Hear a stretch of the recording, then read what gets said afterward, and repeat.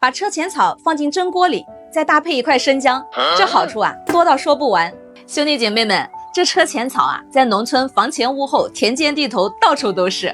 我们这儿啊又叫它车轱辘草，不知道你们那边叫什么呢？这车前草啊属于药食同源植物，懂它的人把它当成宝，不懂它的人啊把它当成草。今天就给大家分享一个很多人都在用的养生吃法，值得大家点赞收藏。周末我专门去挖了一些，成片成片的，到处都是。我们先把车前草的根部剪掉，留下嫩叶和种子，再撒一大把盐，倒入清水，把车前草啊彻彻底底的过洗干净。洗好之后呢，我们给它切成3-4厘米的小段，切好后放到蒸锅里，上面再加一些姜丝。这车前草啊是寒性的，咱们放姜丝啊是为了让姜丝的热性啊来中和一下车前草的寒性。姐妹们，我分享的都是好吃的家常菜，能不能点个小爱心支持我一下？非常感谢。水开之后蒸个6-7分钟就可以了。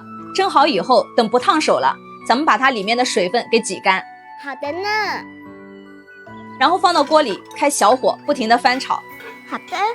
这地方炒得越干啊，保存的时间就越长。最后把炒好的车前草放凉后，放入玻璃罐中，密封保存就可以了，放个1年都不会坏。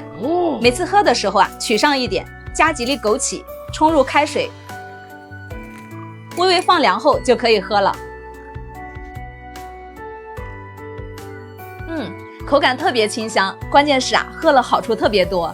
由于规则原因，不能说得太细，有知道具体好处的姐妹可以在评论区分享一下，非常感谢。最后，平时烧菜做饭的姐妹们，别忘了给明明点个赞，留个关注哦。